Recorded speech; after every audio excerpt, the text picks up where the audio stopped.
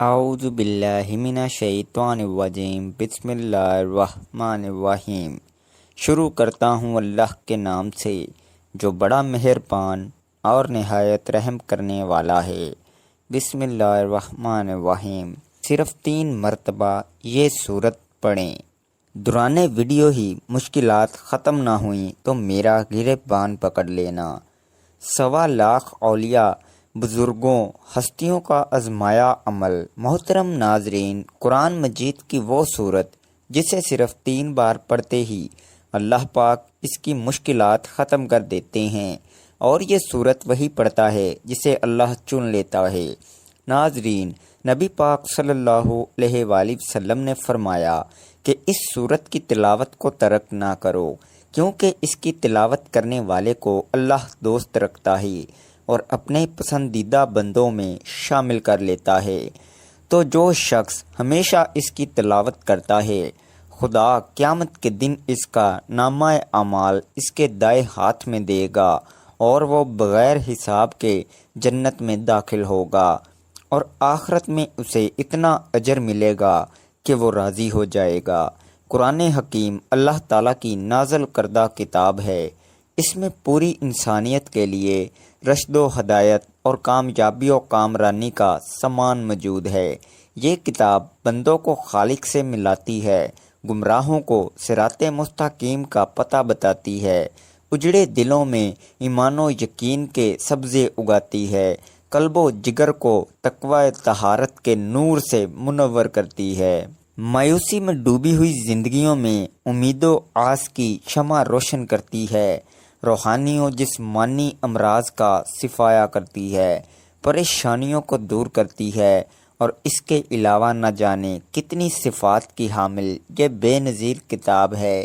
یوں تو انسانوں کی رشد و ہدایت کے لیے متعدد صحیفے نازل کیے گئے، جن میں سے بیشتر حوادث کی نظر ہو گئی اور کچھ باقی رہے، تو گزرتے وقت کے ساتھ ان میں تحریف و ترمیم ہوتی رہی، حتیٰ کہ وہ اپنی اصل شکل و صورت سے بالکل منحرف ہو گئے۔ لیکن یہ قرآن مجید کا امتیازی وصف ہے کہ اس کی حفاظت کی ذمہ داری خود اللہ تعالیٰ نے لے رکھی ہے، اور اس کی حفاظت کے لیے ایسا وسیع اور عالمگیر نظام قائم فرمایا ہے جس کے نتیجے میں اس کا حرف تو کیا ایک نقطہ بھی آلودہ تحریف نہ ہو سکا اور نہ ہو سکے گا۔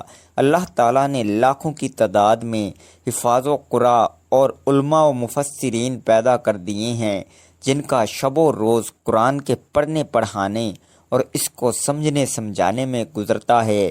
وہ ہمتاً قرآن کریم سے وابستہ رہتے ہیں اور اس کے علوم و معارف سے فیض یاب ہوتے رہتے ہیں۔ یقیناً ان سے بڑا خوش نصیب اور کامیاب و کامران روئے زمین میں کوئی بھی نہیں ہے، اور ہو بھی کیسے سکتا ہے۔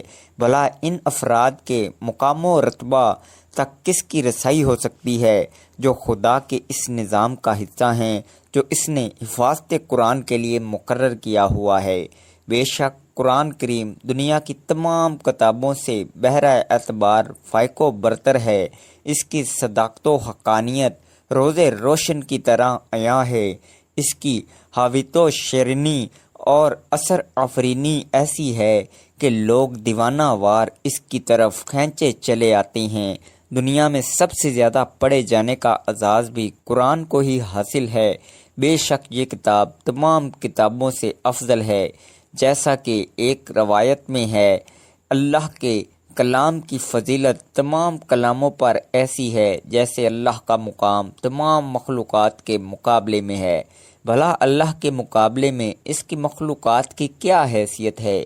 ٹھیک اسی طرح قرآن کے آگے دوسری کتابوں کی کیا حیثیت ہے؟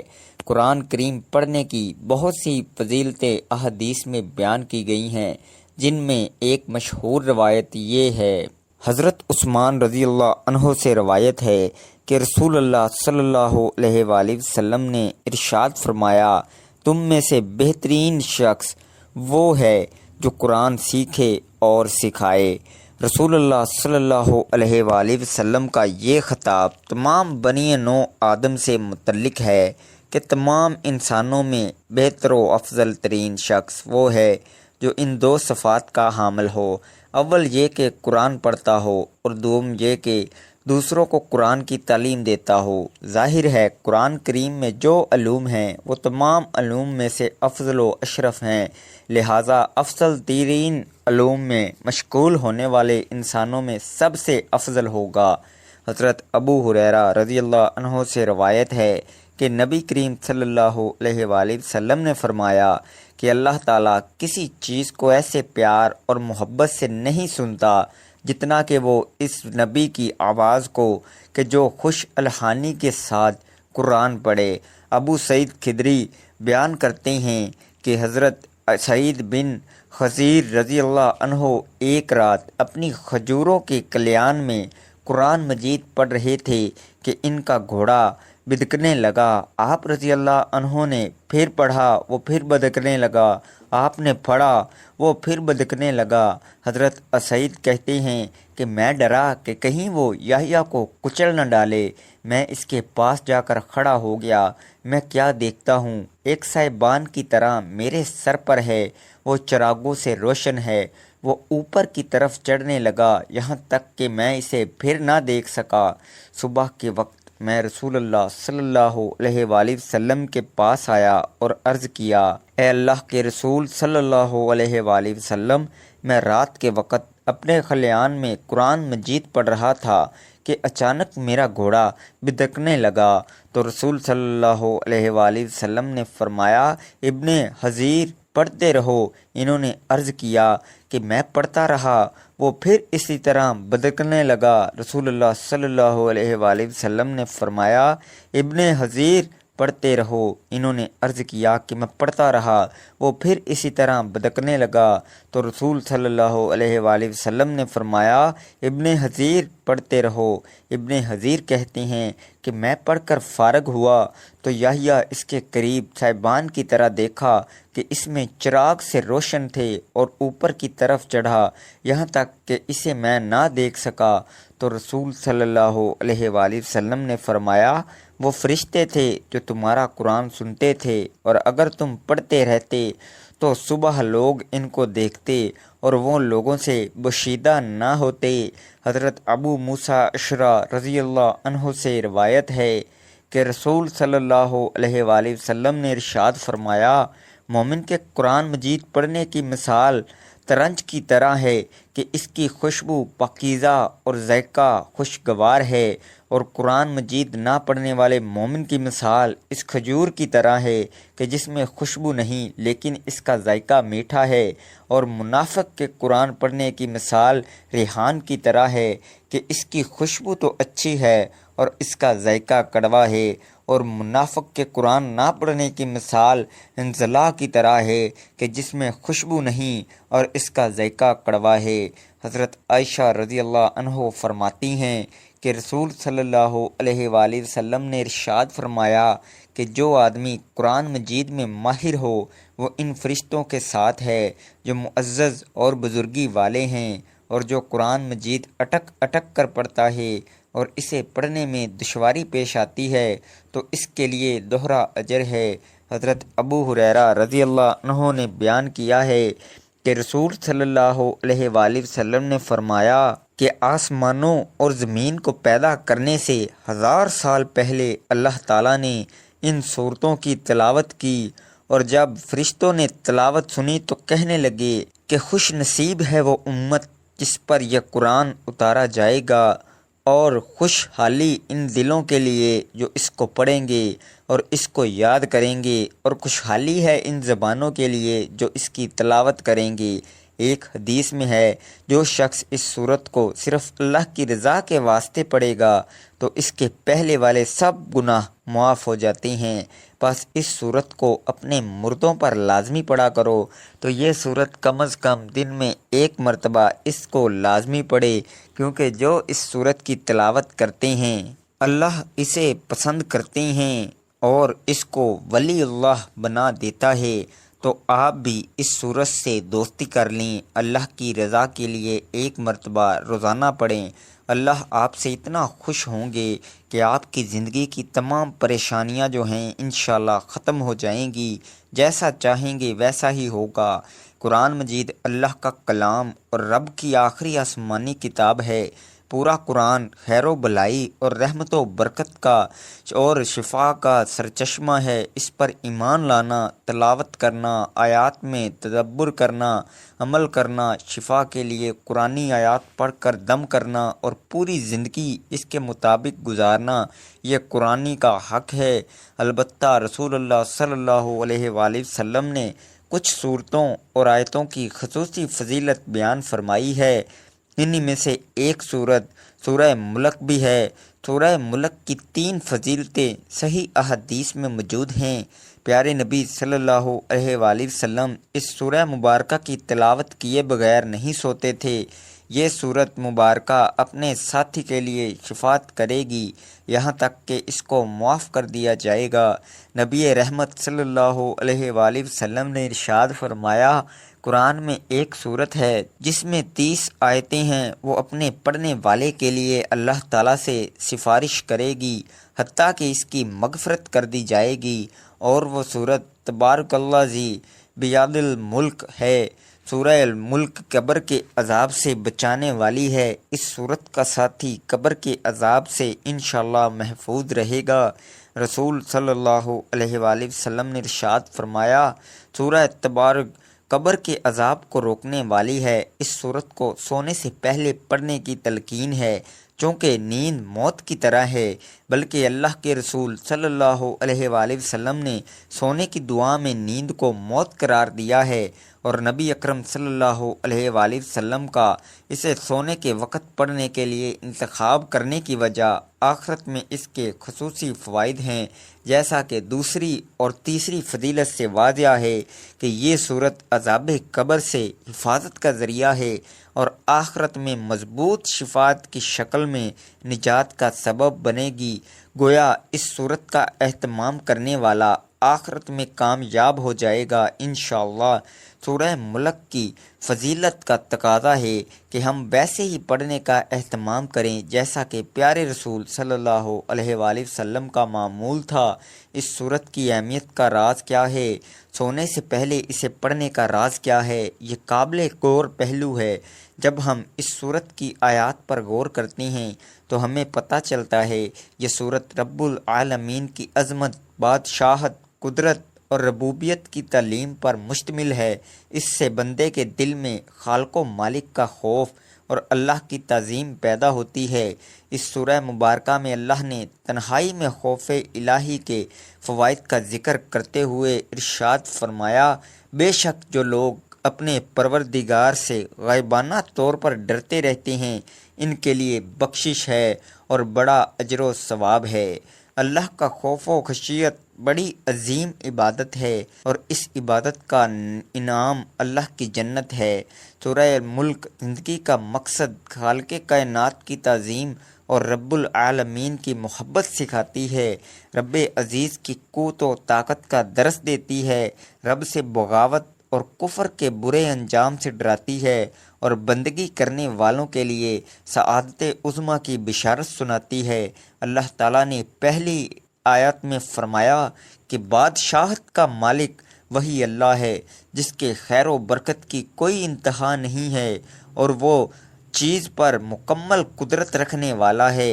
اس کے بعد اللہ تعالیٰ نے اپنی بادشاہت اور عظیم قدرت کے دلائل بیان فرمائے ہیں۔ موت اور زندگی کا خالق بھی اللہ ہی ہے اور اس زندگی کا مقصد آزمائش اور امتحان ہے کہ کون سب سے بہترین عمل والا ہے۔ 7 بلند و بالا تہ باتہ عالی شان آسمان جس میں کوئی شگاف اور خلل نہیں ہے، اسی ایک اللہ نے بنایا۔ قیامت واقعہ ہونے والی ہے اور اللہ نے شیاطین اور کفار کے لیے خوفناک جہنم تیار کر رکھا ہے اور پرہیزگاروں کے لیے جنت تیار کر رکھا ہے۔ زمین کی تخلیق، چلنے کے لیے ہموار راستے، رزق کی فراوانی اور زمین کی نرمی اللہ کی قدرت کی دلیل ہے۔ پرندے جو فضا میں پرواز کر رہے ہیں اور اپنے پروں کو پھیلاتے اور سمیٹتے ہیں، یہ اسی رب العالمین کی قدرت ہے کہ وہ فضا میں باقی رہتے ہیں۔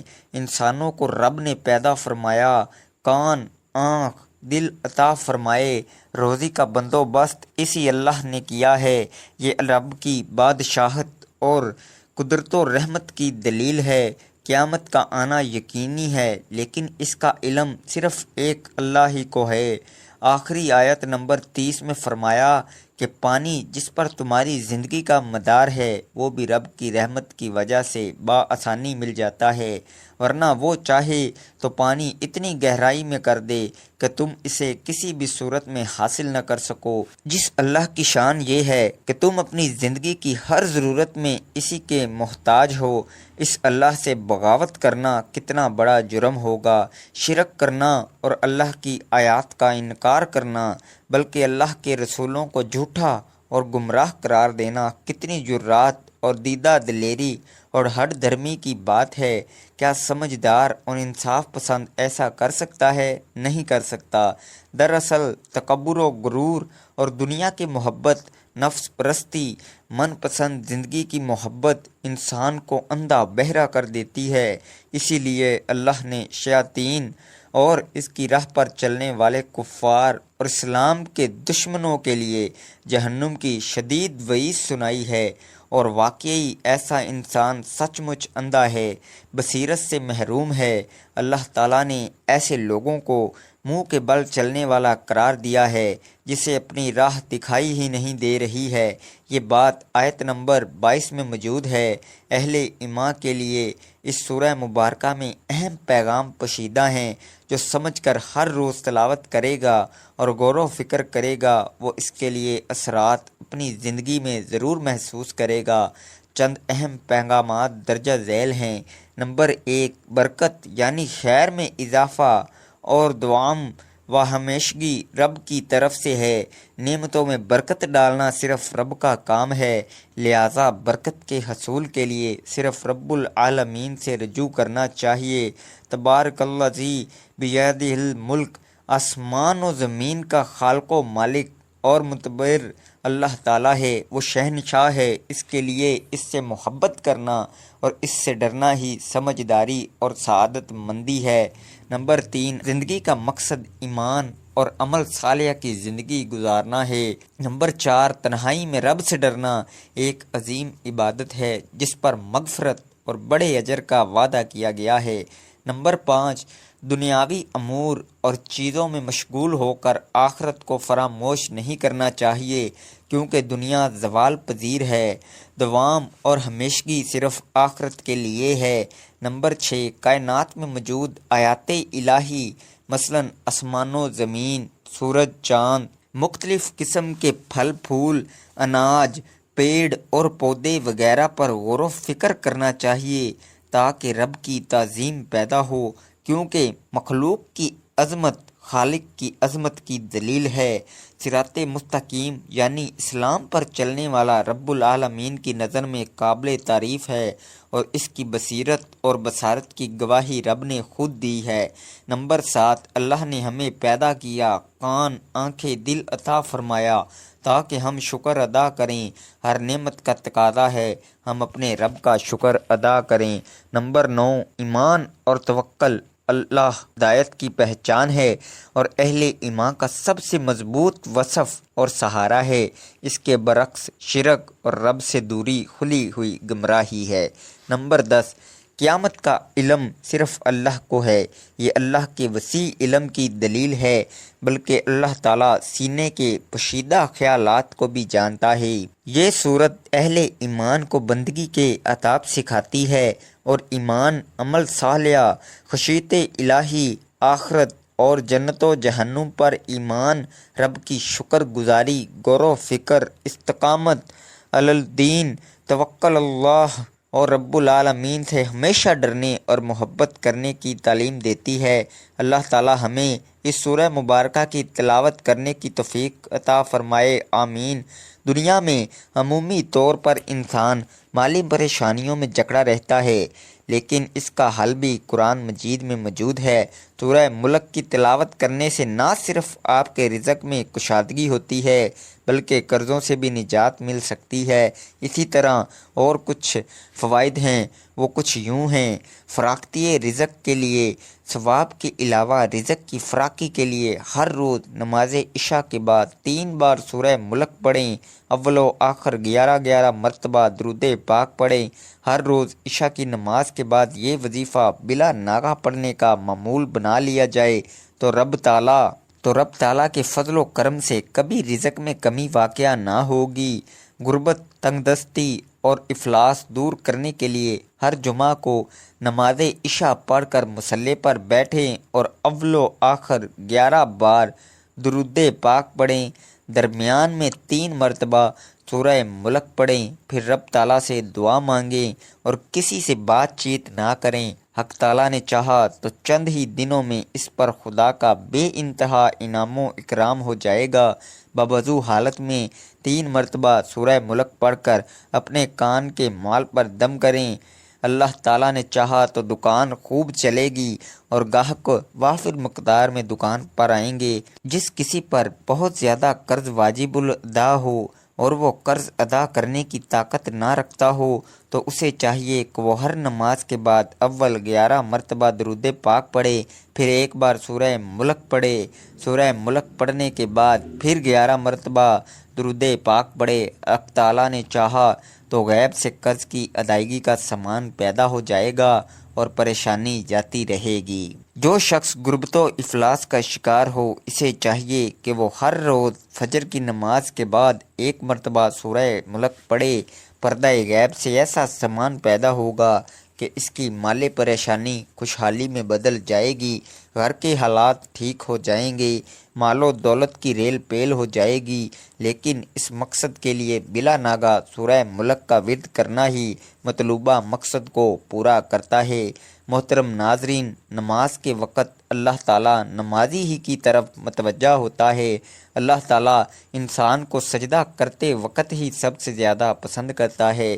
جب انسان نماز کے لیے تیار ہوتا ہے تو جنت کے دروازے کھول دیے جاتے ہیں اور نماز کی جانب جتنے قدم بڑھاتا ہے اس کے اتنے گناہ معاف کر دیے جاتے ہیں اور اتنا ہی ثواب اس کے حق میں لکھ دیا جاتا ہے۔ جنگ میں ہو، کوئی چاہے دشمن کی تلوار کے سائے میں یا پھر دشمن کے ڈر سے اپنی جان بچا کر بھاگ رہا ہو، اس وقت بھی نماز کو قضا کی صورت میں ادا کرنا لازم اور فرض ہے۔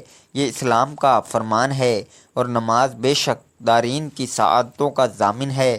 اللہ عز و جل قرآن مقدس میں ارشاد فرماتا ہے، ترجمہ کہ یہ کتاب پرہیزگاروں کو ہدایت ہے جو غیب پر ایمان لائے اور نماز قائم رکھتے اور ہم نے جو دیا اس میں سے ہماری راہ میں خرچ کرتے ہیں۔ اور فرماتا ہے، ترجمہ نماز قائم کرو اور زکوٰۃ ادا کرو اور رکوع کرنے والوں کے ساتھ نماز پڑھو، یعنی مسلمانوں کے ساتھ، کہ رکوع ہماری شریعت میں ہے، یا پھر با جماعت سے نماز ادا کرو۔ نماز کا متقن ترک تو سخت ہولناک چیز ہے، اسے قضا کر کے پڑھنے والوں کے لیے فرماتا ہے، ترجمہ خرابی ان نمازیوں کے لیے جو اپنی نماز سے بے خبر ہیں، وقت گزار کر پڑھنے اٹھتے ہیں۔ نماز کی اہمیت اس سے بھی پتہ چلتا ہے کہ اللہ رب العزت نے سب احکام اپنے حبیب صلی اللہ علیہ وآلہ وسلم کو زمین پر بھیجے۔ جب نماز فرض کرنی منظور ہوئی تو حضور صلی اللہ علیہ وآلہ وسلم کو اپنے عرش عظیم پر بلا کر اسے فرض کیا اور شب اسرار ادا فرمایا۔ اسی طرح اور فرماتا ہے کہ بے شک نماز مومنوں پر اپنے مقررہ وقت میں ادا کرنا فرض ہے، اور فرماتا ہے کہ نماز قائم کرو اور زکوٰۃ دو، اور فرماتا ہے، ترجمہ اپنے رب کی اس وقت تک عبادت کر جب تک کہ تیری موت نہ آ جائے۔ اسی طریقے سے اللہ تبارک و تعالیٰ نے پورے قرآن میں مختلف مقامات پر مختلف طریقوں سے 186 مرتبہ اپنے بندوں کو نماز قائم کرنے کا حکم دیا ہے۔ کیونکہ نماز تمام برائیوں سے روکتی ہے، جیسا کہ قرآن مقدس میں ذکر ہے۔ ترجمہ: بے شک نماز تمام برائیوں اور برے کاموں سے روکتی ہے۔ اللہ تعالیٰ اپنے بندوں کو نماز پر پابندی کرنے کی تلقین اس لیے کر رہا ہے تاکہ اس کے بندے ضلالت و گمراہی کے دلدل میں نہ پھنسیں اور حق کی راہ پر گامزن رہیں، تمام تر اختلافات اور مصیبت سے بچے رہیں۔ اگر آپ قرآن مقدس کی تلاوت کریں گے تو بے شمار آیات آپ کو ایسی ملیں گی جو نماز کی فرضیت پر دلالت کرتی ہیں، اور اپنی جان لوگے کہ بے شک نماز ہر حال میں فرض ہے اور اس سے بچنے کا کوئی چارہ کار نہیں ہے۔ حضرت عقبہ بن عامر رضی اللہ عنہ سے روایت ہے، سید المرسلین صلی اللہ علیہ وآلہ وسلم نے ارشاد فرمایا، جو بھی مسلمان اچھے طریقے سے وضو کرتا ہے پھر کھڑے ہو کر اس طرح 2 رکعت نماز پڑھتا ہے کہ اپنے دل اور چہرے سے متوجہ ہو کر یہ 2 رکعتیں ادا کرتا ہے تو اس کے لیے جنت واجب ہو جاتی ہے۔